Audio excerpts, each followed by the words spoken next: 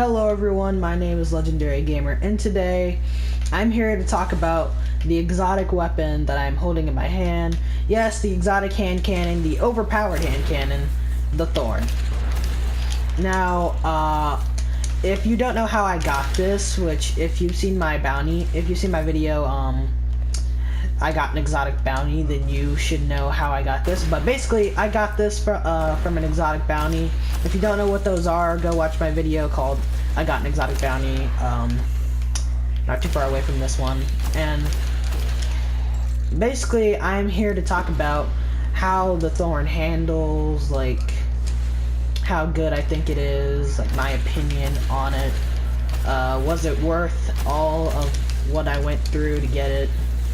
And first I'm going to talk about the actual weapon itself, and I think it's pretty good actually. It's my first time using a hand cannon and in the game, and I'm getting, yeah, I like it. So, I mean, I don't think it's, well, it is it's pretty fantastic. I'll just say that. It's not like over the top, like OP, which I haven't upgraded it at all. And I have pretty high hopes that when I do upgrade it, it's going to be over the top OP though. So, yeah, it's a pretty good exotic. I would go try to get it. I don't know how you get it besides an exotic bounty. Pretty sure it's a drop from a raid or something. Or there are a bunch of multiple ways to get exotics, and I'm pretty sure you get it from doing other stuff, but. Yeah, if you know a way to get it besides like an exotic bounty, or you want to get it through an exotic bounty, you should get it because it's a pretty good gun. But I really see no flaws with it. It's pretty good. It's pretty good exotic. Now, talking about what I had to go through to get the weapon is a whole nother matter, because it was excruciatingly painful. The exotic bounty is very difficult in the task that it gives you, and the first few tasks that it gives you are pretty easy, but after that they get pretty hard and pretty annoying. The first task you have to do is you have to play the summoning pits, which you don't have to do it on any certain level. You just do like whatever level you want to. You just have to complete the summoning pits, which was pretty easy, so I wasn't bothered by that. Second task is you have to kill 500 hive, I believe. I'm pretty sure that's it, but I could be wrong. Very slim chance. Correct me if I'm wrong in the comments. And what's the third task? The third task is to kill 500 guardians in the Crucible using void damage. Now, this was something I had a problem with because I don't play the Crucible. I'm gonna start playing the Crucible a lot more actually, but I didn't when I got the bounty, and I was like, what? But obviously they're gonna have a bunch of different varieties of stuff to do to get in there, and you're probably wondering, like, 500? You have to kill 500 guardians? It's actually like a typo, so you don't actually have to kill 500 guardians. What they mean is, when they say you have to kill 500 guardians, it's a typo. When you kill one guardian, you actually get 5 kills out of the 500, so basically, it's actually points. And then when you die, it doesn't reset your progress, but it does slow your progress.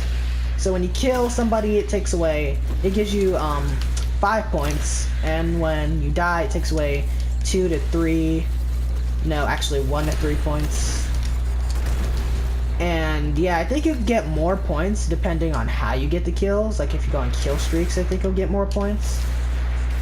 But yeah, I didn't know about that at first until I actually started trying to do it, and yeah, so it's not that hard. You might be able to, if you're like good at the Crucible, you might be able to get it in maybe, I'd say 10 matches, about 10 matches if you don't die a lot, and if you're really good. But if you're not, I'd say maybe 15 matches. Not actually that hard. But it did still bother me because I don't play the Crucible a lot, and as I got to the towards the end of the bounty, I actually started dying a lot more because I started joining lobbies where everybody else on the team was level 32. I think they were actually in a group, which was really annoying because I kept dying, and that brought my bounty down, and I finally actually got that part, and it was so hard I actually thought I was at the end of the bounty. But was I? No, that'd be too good. I had to do something else. I had to do the summoning pits again. Before you say, oh, that's not that hard, well, when you get this task, after this, actually, you have to go to the speaker, and you have to cleanse you and the weapon with light. And you need one mode of light to buy from the speaker to buy an infusion of light.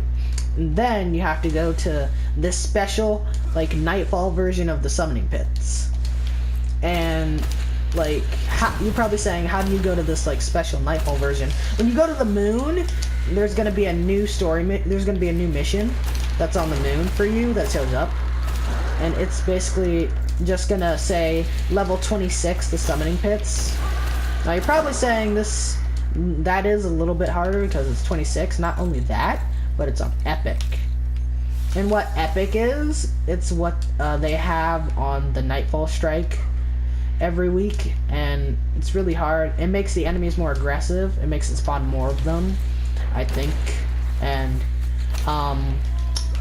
most enemies get shields. Like knights have shields, arc shields. And here's what's really frustrating about it: the knights have arc shields, and the wizards have solar shields. So I had to switch between arc damage and solar damage. Lucky for me, I had the Murmur supplied by Eris, but if you don't have the Dark Below, this could be really difficult and really frustrating, in the point that I don't even think Bungie wants you to get this exotic bounty completed. So I really didn't think they wanted me to get it done. Like, I'm being dead serious. And then I had to, while I was fighting them, I had to switch between arc damage and solar damage. And I tried to do it by myself, but this mission is, like, impossible by yourself. Trust me. It's, like, I don't care how good you are, you're gonna probably need more than one person.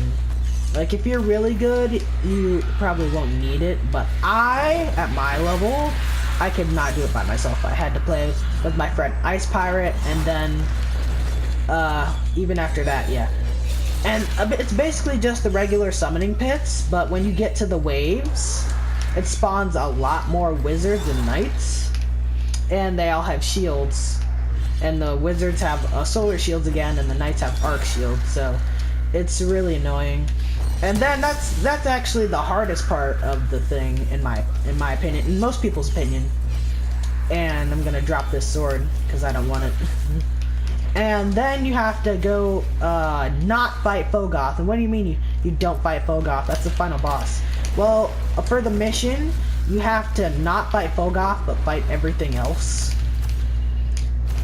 And I'm about to do this. And what they mean by that is you just leave Fogoth chained up and you fight everything else. And then eventually you start damaging Fogoth. And the more you damage Fogoth, the dropships will appear, and you kill those. And as part of the bounty, when the third dropship appears, you actually hold on. I'm getting distracted by the game. You actually have to fight this guy named Zyor, and after you kill him, you will be awarded with the next step in your bounty, which is pretty cool. And you can choose to kill Fogoth and end the mission and get whatever kind of crazy rewards you'll get for that difficulty. And I hope you get like legendaries, but I just quit. Like, I was not on that at the current moment, so I couldn't do it. And then I just left and turned it into the speaker, and I got my Thorn. And it was I don't care like how good you think you are. This is pretty hard, like particularly annoying. But again, if you're really good, you should be able to finish it off. And the Thorn is pretty good. I'll do another review of it when it's maxed out. And yeah, that's my review of the Thorn at the current moment, as it's not maxed out. And thank you guys for your time. Have a nice day. Please like, comment, and subscribe. I think this gun is pretty good, and I'd love to have it. Also, I got another Husk of the Pit. I actually, like, you probably saying you have another one. I put one in the, vault for my Titan when he reaches level 10. And so I actually got another one not too long ago, which is pretty cool. So I can actually get the Necrochasm for this character. And I'm also going to be starting a new series about Xur, which if you don't know who Xur is, I'll explain it when I do the series. And that's all I wanted to talk about. Again, thank you for your time. This is actually the end of the video now. Please like, comment, and subscribe. Have a nice day, and I'll see you later.